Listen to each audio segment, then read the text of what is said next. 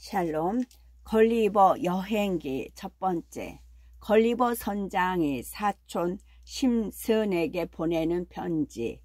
나는 그렇게 해야 할 상황이 발생할 때마다 자네가 공개적으로 다음 사실을 시인해 주기를 바라네. 즉 자네가 아주 급하고 바쁘다는 말을 자주 하는 바람에 내가 결국 아주 엉성하고 부정확한 상태에 내 여행기를 발간하는 일에 동의하게 되었다고 말일세. 또 자네는 옥스퍼드나 케임브리지 대학 출신의 젊은이를 고용하여 그 원고를 정리하고 문장을 가다듬겠다는 계획도 말했지. 나의 사촌 댐피어가 나의 조언을 따라서 그의 책 세계 일주 여행을 써낼 때 그렇게 했던 것처럼. 하지만 내가 자네에게 어떤 단어나 문장을 떼버려도 좋다고 한 적이 없고, 더 나아가 새로운 문장을 사입해도 좋다고 허락한 일은 더더욱 기억이 나지 않는다네. 특히 추가된 문장과 관련하여 그 모든 문장들을 삭제해야 한다고 여기서 강력히 주장하는 바일세. 특히 내가 가장 경건하고 공손한 마음으로 추모하는 작고한 여왕 폐하에 대한 문장은 반드시 삭제해야 하네. 나는 지구상의 그 어떤 사람보다도 선왕을 더 숭배하고 존경했다고 자부하는 바이지만 말일세.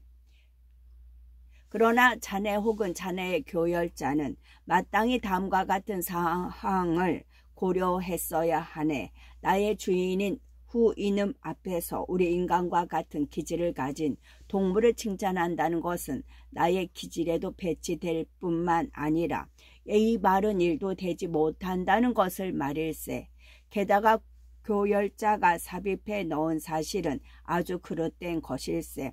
내가 그 점에 대해서 알고 있는 것은 이러하네. 나는 여왕 폐하의 통치 시기 중 상당 부분을 영국에 있었기 때문에 선왕이 총리 대신을 부려서 통치했다는 사실을 알고 있네. 폐하는 실제로 그런 총리 대신을 2명이나 거느렸네. 첫 번째 총리 대신은 골도핀 공이었고 두 번째는 옥스포드 공이었지. 그러므로 자네는 나를 잊지도 않은 것을 말한 사람으로 만들어 버렸네.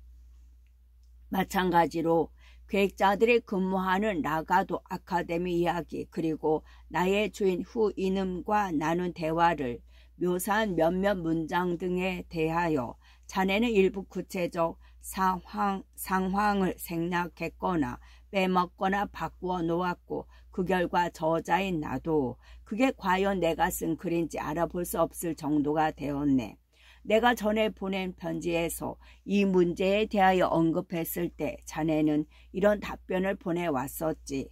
무엇보다도 당국의 비율을 거스르는 것이 두려우며 권력자들은 출판물을 엄격히 감시한다고 말일세. 그리고 뭔가 은근히 암시하는 거, 나는 자네가 이 말을 썼다고 생각하네. 암시하는 것을 당국이 그들 마음대로 본받아 행동을 수정하는 것이 완전히 불가능한 동물종이라고 했는데 실제로 그렇게 증명되었네. 적어도 이 작은 섬나라에서만이라도 권력 남용과 부정부패가 완전히 종식되기를 바랬는데 나는 그렇게 기대할 만한 이유가 있었지. 바랐는데 결과는 어떻게 되었는가? 책을 출간하여 경과한 지 6개월이 지났는데도 내 책이 나의 본래 의도대로 효과를 거둔 단 하나의 사례도 지금껏 내게 보고된 바 없었네. 나는 다음에 열거하는 사태들이 벌어지면 자네가 편지로 알려주기를 바랐네. 정당이나 당파가 사라졌다. 재판관들은 박식하고 정의로운 사람들이 되었다. 변호사들은 정직하고 겸손하며 일말의 상식을 갖추었다. 이단자들과 이단의 책을 불태우는 스미스필드에서 법률책을 피라미드처럼 쌓아놓고 불태웠다. 귀족 청년들의 교육 방식이 완전히 바뀌었다. 의사들은 추방되었다. 여자 야후들은 미덕, 명예, 진실, 상식 등을 많이 갖추게 되었다. 고위 장관들의 해이와 접견은 완전히 일소되었다. 재치, 능력, 지식의 보상을 받았다. 산문과 시로 언론을 욕보이는 자들이 그런 글을 쓴 종이를 목구멍 너머로 삼키고 또 그런 글을 쓴 잉크로 목을 죽이는 형벌을 받았다. 자네의 격려로 이런 사건들 이외에 1000가지의 다른 개혁이 이루어질 것이라고 나는 당초에 기대했었네. 내 여행기에서 제시된 교훈들을 명심한다면 충분히 그런 개혁이 이루어질 수 있었지. 7달이라면 야후들이 저지르는 악덕과 우행을 교정하기에 충분한 시간이라고 생각하네. 그들의 본성 중에 미덕 혹은 지혜를 실천하려는 기질이 조금이라도 들어있다면 말일세. 그러나 지금껏 자네가 보내온 편지들에서 내가 기대한 것들에 부응하는 내용이라고는 단 하나도 없었네. 오히려 자네는 매주 우편 배달부를 통하여 내게 비상과 중상모략, 책에 대한 요점 정리, 비판적 의견, 회고료, 여행기의 속편 등에 관한 이야기만 알려주었지. 이런 것들은 내가 다음과 같은 잘못을 저질렀다고 지적해야 되는 문건들이었다네. 이 여행기는 위대한 정치가들을 비판하고 있다. 이 여행기는 인간의 본성을 모독하고 있다. 이 여행기는 여성을 경멸하고 있다. 그런데 이런 문서들을 작성한 사람들 사이에 그들은 아직도 뻔뻔스럽게 자신을 야후가 아니라 인간이라고 부르고 있다네. 그런데 이런 문서들을 작성한 사람들 사이에서도 의견이 일치하지 않는다는 것을 나는 발견했지. 또 그들 중 일부는 내가 내 여행기의 저자가 아니라고 말하기도 했네. 또 어떤 자들은 내가 아예 알지도 못하는 책들을 들이대며 내가 그 책들을 집필한 저자라고 주장하기도 했다네. 또한 자네의 인쇄업자는 너무 부주의하여 내가 여러 번에 걸쳐 여행하고 돌아온 시기와 날짜를 혼동하고 또 착오한 상태로 인쇄를 했네. 그러니까 정확한 연도, 월, 날짜 등을 제시하지 못했어. 그리고 내 책이 발간된 이후에 원고가 모두 파기되었다는 이야기를 들었네. 게다가 나도 사본을 가지고 있지 않아. 그렇지만 자네에게 몇 가지 교정 사항들을 보냈으니 혹시 재판이 될 경우에 그것들을 삽입해 넣기를 바라네. 하지만 반드시 그렇게 교정해야 한다고 감독할 수는 없는 형편이니 이 문제는 현명하고 솔직한 독자들에게 맡겨서 적절히 가감하면서 읽어주기를 바랄 뿐이네. 나는 일부 선원 야후들이 나의 선원 언어에 시비를 걸면서 많은 부분에서 적절하지 못하고 또 일부는 현재 사용하지 않는 언어라고 말하는 것을 들었네. 이건 나로서는 어쩔 수 없는 일이야. 나는 젊었을 때 첫 여행에 나섰고 가장 나이든 선원들에게 가르침을 받았으므로 그들이 말하는 대로 말할 수밖에 없네. 그 후 나는 선원 야후들도 육지에 사는 야후들 못지않게 신조어를 많이 만들어낸다는 사실을 발견했네. 육지의 야후들은 해마다 말을 바꾸고 있어. 내가 여행에서 귀국할 때마다 그들의 예전 언어에서 많이 바뀌어 있었고 그래서 새로운 언어를 전혀 알아듣지 못했지. 그리고 덧붙여 하는 말이 내만 런던에 사는 야후가 호기심을 못 이겨 내가 사는 집을 방문해 오면 그와 나는 서로 충분히 이해가 되는 방식으로 각자의 생각을 표현하지 못할 정도라네. 이러한 야후들의 비난이 내게 다소 영향을 미치기도 했는데 특히 다음과 같은 주장을 아주 개탄스럽게 생각하네. 그들 중 일부는 뻔뻔스럽게도 다음과 같은 생각을 암시하고 있어.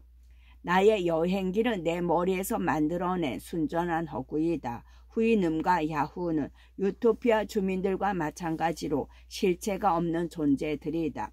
릴리퍼, 부릅, 당렉, 라퓨타 등지의 사람들에 대해서는 그 어떤 야후도 뻔뻔스럽게 그들의 존재를 의심한다거나 내가 그들에 대하여 서술한 사실을 수상하게 여긴다는 이야기를 들어본 바가 없네.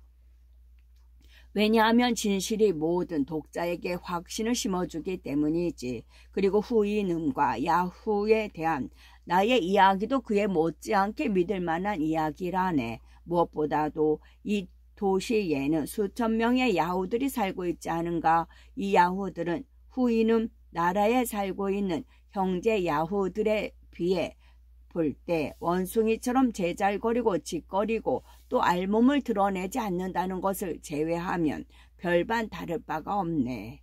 내가 여행기를 쓴 것은 그들의 칭찬을 받아내기 위한 것이 아니라 그들을 교정하고 싶은 마음이 있었기 때문이지. 야후 종족 전원이 일치 단결하여 나를 칭찬한다 하더라도 그것은 내가 현재 마구간에 데리고 있는 저 2마리의 타락한 후이눔의 울음소리보다 못한 것이라고 생각하네. 비록 두 후이눔이 타락하기는 했지만 그들로부터 아무런 악덕도 섞이지 않은 미덕을 여전히 배울 수 있기 때문이지. 나를 비난하는 이 한심한 동물들이 감히 내가 나 자신의 진실을 옹호해야 할 정도로 아주 타락한 자라고 생각하고 있단 말인가.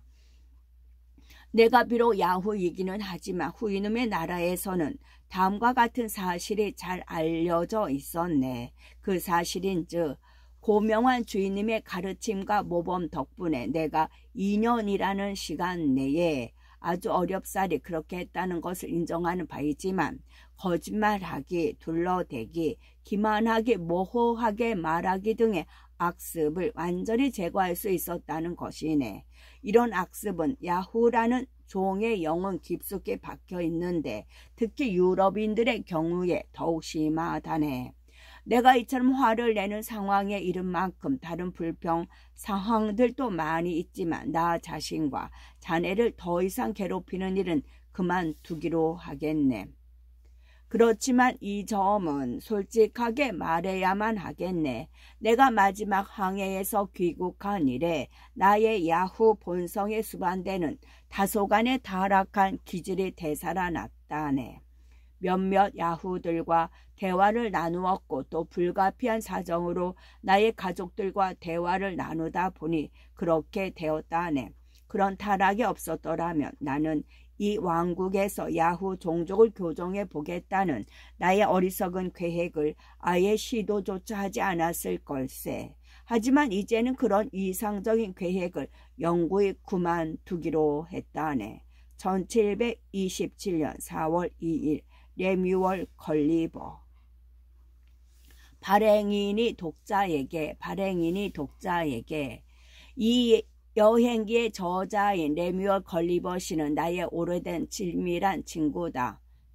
또 우리는 외가 쪽으로서는 친척이 된다. 약 3년 전에 걸리버 씨는 호기심 많은 사람들이 프레드리프에 있는 그의 집에 몰려드는 것을 피곤하게 여겼다. 그래서 그는 고향 지역인 노팅엄셔의 뉴워크 근처에다 안락한 집이 딸린 자그마한 땅을 구입했다. 그는 현재 그곳에 은퇴하여 살고 있으며 동네 사람들 사이에서 호평을 받고 있다.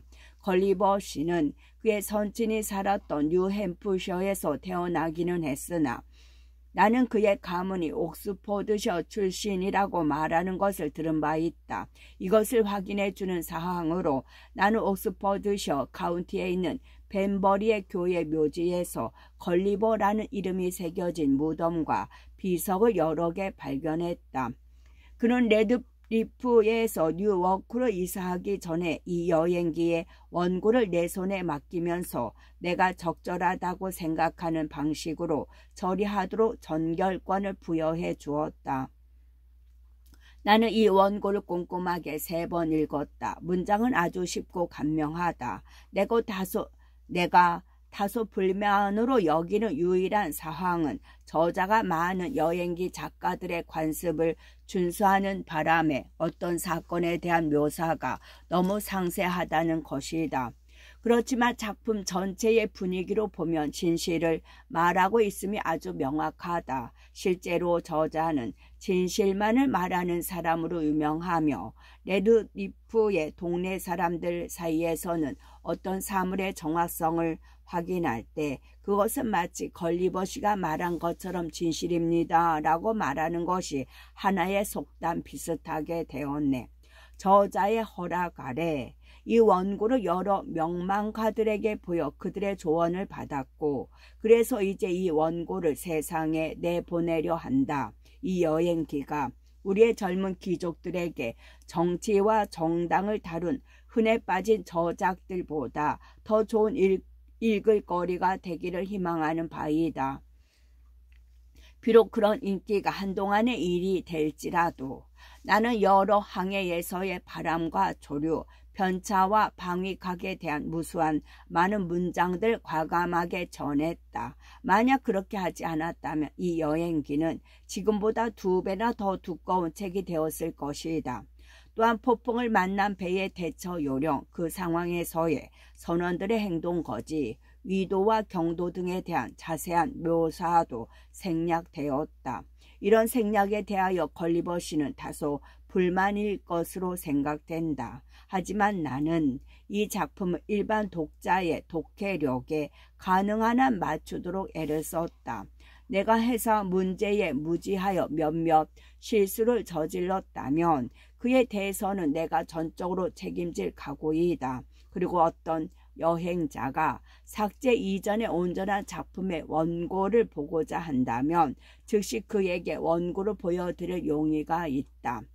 저자와 관련된 좀 자세한 사항들에 대해서는 독자는 이 책의 제1부 첫 페이지들에서 만족스러운 정보를 얻을 수 있을 것이다. 리처드 심슨. 제1장 저자가 그 자신과 가족에 대하여 간략하게 말하고 처음 여행에 나서게 된 이유들을 설명한다. 그는 바다에서 배가 난파하여 목숨을 건지려고 열심히 헤엄을 쳤고 필리퍼 나라의 해안에 안전하게 도착했다. 그는 그 나라의 보로가 되어 수도로 끌려간다. 나의 아버지는 노팅엄셔에 자그마한 땅을 갖고 있었다. 나는 5 아들 중 3번째였다. 아버지는 내가 14살이었을 때 케임브리지 에마누엘 칼리지에 보냈고 나는 그곳에서 3년 동안 머물면서 학업에 전념했다. 그러나 나를 유학시키는 비용은 나의 생활비가 아주 소액이었음에도 불구하고 아버지의 작은 재산으로 감당하기에는 너무 부담스러운 것이었다. 그래서 나는 런던의 유명한 의사인 제임스 베이츠 선생님의 도제로 들어가서 그분 밑에서 4년을 일했다. 14살은 그 당시 대학에 들어가는 정상적인 나이로서 스위프트는 15살에 더블린의 트리니티 칼리지에 들어갔다. 아버지는 가끔 내게 소액의 돈을 붙여주었다. 나는 그 돈을 잘 모아두었다가 항해술과 그에 관련된 수학 지식을 배우는 데 사용했다. 그런 지식은 여행을 계획하는 사람에게 유익한 것이었는데 나는 장래 언젠가 여행을 떠나는 것이 나의 운명이라고 늘 생각했다. 나는 베이츠 선생님의 집을 나온 뒤에는 다시 아버지 집으로 돌아갔다. 그곳에서 아버지와 삼촌 존 그리고 다른 친척들의 도움으로 레이던 대학교 유학 자금 40파운드를 마련했고 또 연간 30파운드를 보내주겠다는 약속을 받았다. 나는 레이던 대학교에서 2년 7개월 동안 의학을 공부했는데 그 지식이 장거리 여행에 큰 도움이 된다는 것을 알고 있었기 때문이다. 레이던 대학교는 네덜란드의 도시로 18세기 유럽에서 가장 훌륭한 의과 대학이 있었던 곳입니다. 레이던에서 돌아온 직후에 나는 고마운 스승 베이츠 선생님의 추천으로 스왈로호의 선상 의사가 되었는데 그 배의 선장은 에이브러햄 페널이었다. 나는 그 선장 밑에서 3년 반을 근무하면서 지중해 동부 지역과 다른 지역을 2차례 여행했다. 이 여행에서 돌아왔을 때 나는 런던에 정착할 생각을 했다. 예스승 베이츠 선생님은 그것을 적극 격려했고 또 내게 여러 명의 환자들을 보내주기도 했다. 나는 올드 주리에 있는 자그마한 집을 얻었고 결혼을 하는 것이 좋겠다는 조언을 받았다. 그리하여 뉴게이트 거리에서 양말 가게를 하는 에드먼드 버튼 씨의 둘째 딸인 메리 버튼과 결혼했는데 장인은 내게 400파운드의 지참금을 주었다. 그러나 고만 스승 베이츠 선생님이 그 후 2년 만에 돌아가셨고 나는 아는 사람들이 별로 없었으므로 내 의원 사업은 기울기 시작했다. 나는 양심상 내 동료 의사들 중 많은 사람들이 하는 것처럼 비양심적인 행위를 따라 할 수가 없었다.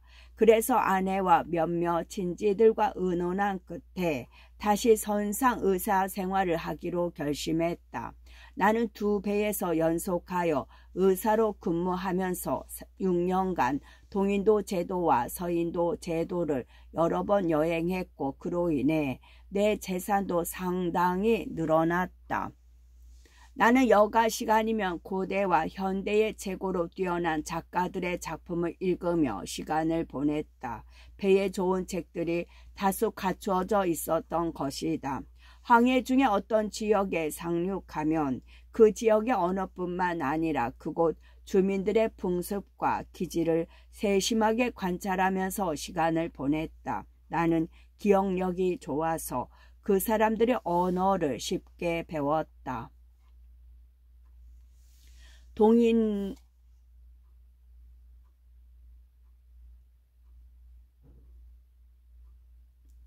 동인도 제도는 동남아시아 말레이 제도, 서인도 제도는 북아메리카 동쪽 카리브 제도를 말합니다. 이 여행들 중 마지막 여행에서는 그리 큰 돈을 벌지 못했고 나는 바다가 실증이 났다. 그래서 더 이상 바다로 돌아가지 않고 아내와 가족과 함께 육지에 머물기로 결심했다. 나는 올드 주리에서 페터레인으로 이사를 했고 거기서 다시 부두 가까운 지역인 워핑으로 옮겨갔는데 선원들을 내 의원의 환자로 받을 수 있지 않을까 희망했기 때문이다. 그러나 그곳에서의 개업 생활은 별 소득을 올리지 못했다. 의원의 상황이 좋아질 것이라고 기대하면서 3년을 보냈으나 별 성과가 없었고 나는 남태평양으로 출항 예정인 엔틸로프호의 선장 윌리엄 프레처드로부터 좋은 제안을 받아 다시 항해에 나섰다. 우리는 1699년 5월 5일 브리스틀에서 출발했고 항해는 처음엔 아주 순조로웠다. 이 해역에서 벌어진 일들을 자세히 보고하여 독자들을 번거롭게 만드는 것은 적절치 않다고 생각한다. 단지 다음의 상황만 말하면 충분하리라. 동인도 제도로 가는 길에 우리는 폭풍을 만나 테즈메니아의 북서쪽으로 밀려갔다. 방위를 관측해보니 우리의 위치는 남이 30도 2분이었다. 선원들 중 12명은 과도한 노동과 영양 부족으로 사망했다. 나머지 살아남은 선원들도 아주 허약한 상태였다. 그 해역에서 여름이 시작되는 11월 5일 해상에는 안개가 자욱하게 끼었는데 선원들이 배에서 약 200m 떨어진 지점에 우뚝 솟은 암초를 발견했다. 그러나 바람이 워낙 거세였으므로 우리는 어떻게 해볼 사이도 없이 곧바로 그 암초로 밀려갔고 배는 자초하여 2조각이 나고 말았다. 나를 포함하여 선원들 중 6명은 배에서 바다로 작은 보트를 내려 그 위에 올라타고서 난파하는 배와 암초에서 간신히 벗어났다. 내 계산으로 약 15km 정도 노를 저었을 때 우리는 더 이상 팔을 돌릴 수가 없었다. 본선에 있을 때 이미 상당히 체력을 소진했기 때문이다. 그리하여 체력이 바닥나 버린 우리는 파도가 치는 대로 몸을 내맡기기로 했다. 그렇게 한 반 시간 정도 지났을 때 북쪽에서 갑자기 불어온 강풍에 우리의 보트가 뒤집혔다. 그 보트에 함께 탔던 내 동료 선원들, 암초 위로 도망친 선원들, 배 안에 그대로 남아있던 선원들이 어떻게 되었는지 나는 알지 못한다. 하지만 내심 그들이 모두 실종되었다고 결론 내렸다. 나 자신에 대해서 말해보자면 나는 운명이 시키는 대로 열심히 헤엄을 쳤고 바람과 조수의 도움으로 계속 앞으로 밀려나갔다. 나는 종종 다리를 밑으로 내려보았으나 발바닥이 땅에 닿지 않았다. 내가 거의 탈진하여 더 이상 헤엄을 칠 수 없었을 때 갑자기 두 발이 땅바닥에 닿는 것을 느꼈다. 이 무렵 강풍은 상당히 잦아들었다. 땅바닥의 경사도 아주 완만하여 거의 1.6km 정도를 걸어가니까 해안이 나왔다. 나는 그때가 저녁 8시 무렵이라고 짐작했다. 곧 해안에서 내륙 쪽으로 800m 더 걸어갔으나 인가나 주민의 흔적을 발견할 수 없었다. 어쩌면 내 몸이 너무나 탈진하여 그런 흔적을 발견하지 못하는 것일 수도 있었다. 나는 아주 피곤했고 날씨는 무더웠으며 게다가 배에서 탈출하기 직전에 브랜디를 약간 마셨으므로 아주 나른하여 그냥 들어 누워 자고 싶다는 생각뿐이었다. 곧 나는 짧게 자란 부드러운 풀밭 위에 쓰러졌다. 거기서 평생 그런 단잠을 자본 적이 없었다는 생각이 들 정도로 곤하게 잠이 들었다. 내 추측에는 9시간 정도 잔 것 같았다. 왜냐하면 내가 깨었을 때 여전히 대낮이었기 때문이다. 나는 곧바로 일어나려 했으나 움직일 수가 없었다. 나는 등을 땅에 대고 누워 있었는데 두 팔과 두 다리가 땅에 단단히 고정되어 있었다. 숱이 많고 기다란 나의 머리카락 또한 그런 식으로 결박되어 있었다. 나는 내 겨드랑이에서 허벅지에 이르기까지 나의 상체를 묶고 있는 여러 갈래의 가느다란 끈도 느꼈다. 그리하여 오로지 하늘만 쳐다볼 수 있었다. 태양은 이글거리기 시작했고 햇빛은 내 두 눈을 사정없이 찔러댔다. 주위에서 혼란스러운 소음이 들려왔지만 내가 누워있는 자세에서는 하늘 이외에는 아무것도 볼 수가 없었다. 곧 나는 어떤 살아있는 물체가 내 왼쪽 다리 위로 기어오르는 것을 느꼈다. 그것은 앞으로 계속 전진하여 내 가슴을 통과하더니 바로 턱 앞까지 왔다. 내가 가능한 한 눈을 아래로 내리깔아 바라보았더니 그것은 키가 불과 15cm 정도인 사람이었다. 그는 양손에 활과 화살을 들었고 등에는 화살통을 메고 있었다. 곧 적어도 그런 사람 40명쯤 되는 무리가 첫 번째 사람을 따라 내 몸 위로 올라오는 것을 느꼈다. 나는 너무나 놀라서 크게 고함을 질러댔다. 그러자 그들은 겁을 집어먹으며 뒤로 달아났다. 나중에 들어서 한 이야기지만 그들 중 일부는 나의 양 허리에서 땅으로 뛰어내리다가 부상을 당했다. 그러나 그들은 곧 다시 돌아왔다. 그들 중 한 명은 내 얼굴을 똑바로 쳐다볼 수 있는 지점까지 올라왔는데 너무나 놀랍다는 듯이 두 손과 두 눈을 지켜 올리더니 해키나 대굴이라고 날카로우면서도 뚜렷한 목소리로 외쳐댔다. 다른 자들도 같은 말을 여러 번 반복했다. 하지만 당시에 나는 그 말이 무슨 뜻인지 알지 못했다. 독자 여러분도 충분히 짐작하겠지만 나는 이런 일이 벌어지는 동안 엄청난 불안감을 느끼며 누워 있었다. 나는 결박해서 벗어나려고 발버둥 치다가 마침내 운 좋게도 줄을 끊을 수가 있었고 내 왼쪽 팔을 땅에다 고정시킨 핀들을 잡아 뺐다. 나는 왼쪽 팔을 오른 얼굴 쪽으로 들어 올림으로써 그들이 나를 결박한 방법을 알아냈다. 방금 전에 사납게 머리를 잡아당겨 머리가 엄청 아팠지만 그래도 그 덕분에 내 머리카락을 왼쪽 땅에다 고정시킨 줄들을 약간 느슨하게 풀어놓을 수 있었다. 그 결과 이제 고개를 약 5cm 정도 돌릴 수 있었다. 하지만 그들은 내가 그들을 사로잡기도 전에 두 번째로 달아났다. 그리고 곧 아주 날카로운 억양의 고함 소리가 들려왔다. 그 소리가 멈추자 그들 중 하나가 돌고 포낙이라고 크게 외쳤다. 곧 나는 100여 개의 화살이 내 왼쪽 손에 발사되는 것을 느꼈다. 그 화살들은 100여 개의 바늘처럼 내 손을 찔러댔다.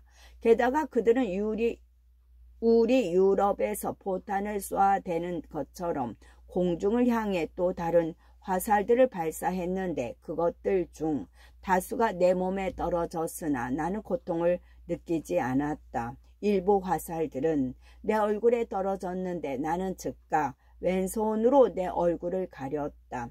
이 한바탕의 화살 세례가 끝났을 때 나는 슬픔과 고통으로 신음소리를 내지르며 고개를 돌렸다.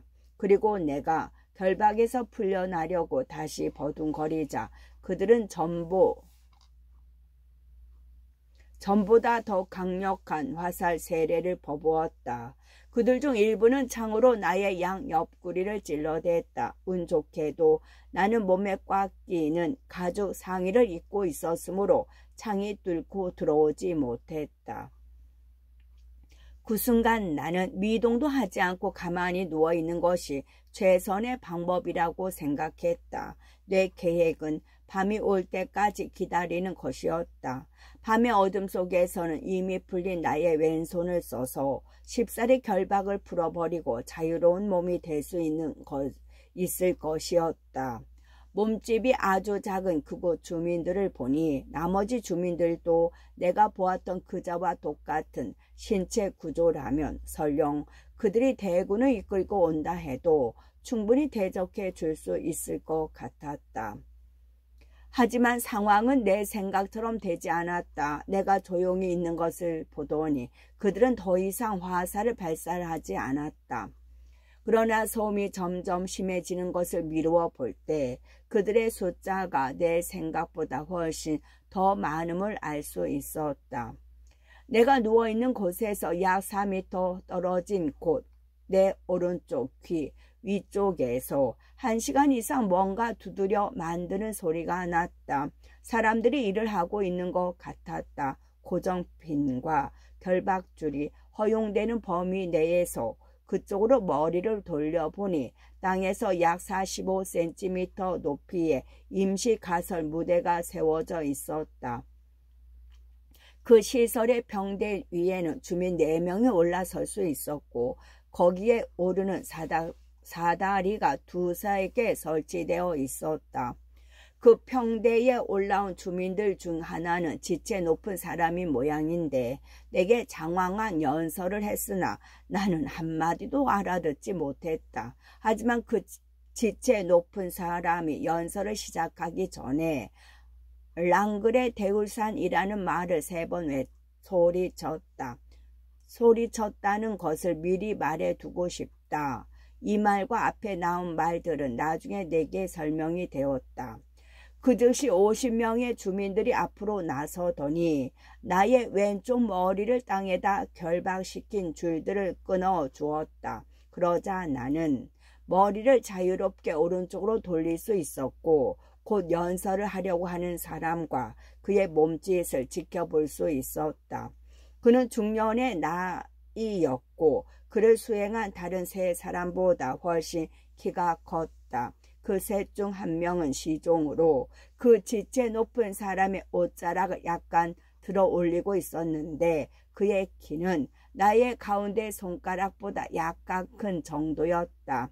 나머지 2사람은 그의 양옆에 공손하게 서 있었다. 나는 협박의 어투를 여러 번 느낄 수 있었으나 약속, 연민, 친절함 등의 분위기도 동시에 느낄 수 있었다.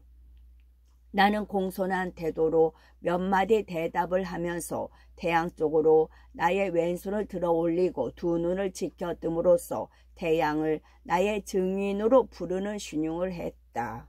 내가 배를 탈출한 지 여러 시간이 흘러갔지만 그동안 단 한 조각의 음식도 먹지 못했으므로 배가 고파서 죽을 지경이었다. 자연의 욕구가 너무나 강력하게 압박해 왔으므로 나는 더 이상 조바심을 참지 못하고 비록 예절을 위반하는 것이기는 했지만 손가락을 내 입에 가져다 대면서 음식을 먹고 싶다는 욕구를 표시했다. 후르고는 내 몸짓을 금방 이해했다. 후르고는 내가 나중에 안 봐있지만 그들은 고관 대작을 이렇게 불렀다. 그는 임시 가설 무대에서 내려가더니 여러 개의 사다리를 내 양쪽 옆구리에 설치하라고 명령했다. 그러자 100여 명의 주민들이 사다리를 타고 올라와 내게 접근해 왔다. 그들은 고기가 가득 든 바구니를 들고 있었는데 그 음식은 나에 대한 최초의 첩보를 받은 황제의 명령으로 즉각 준비되어 그곳으로 수송되어 온 것이었다. 바구니 속에는 여러 종류의 고기가 있었지만 맛만 가지고서는 어떤 동물의 고기인지 알 수가 없었다. 양고기 같이 생긴 어깨, 다리, 허리살 등이 잘 조리되어 있었는데 크기는 종달새 날개보다 더 작았다. 나는 그것들을 한 번에 2~3개씩 먹어치웠다. 소총 총알처럼 생긴 빵은 한 번에 3개씩 먹었다. 그들은 나의 식욕과 먹성의 놀라움과 경이로움의 감탄사를 연발하면서 그들이 할 수 있는 한 부지런히 음식을 대주었다. 이어 나는 음료가 필요하다는 몸짓을 했다. 그들은 나의 먹성으로 보아 음료도 보통의 양으로는 감당할 수 없겠다는 것을 알았다. 그들은 재주가 많은 사람들이었으므로 아주 교묘한 기술을 발휘하여 그들 나라에서 제일 큰 통을 줄을 써서 들어 올리더니 내 손까지 굴려와서 마개를 땄다. 끝.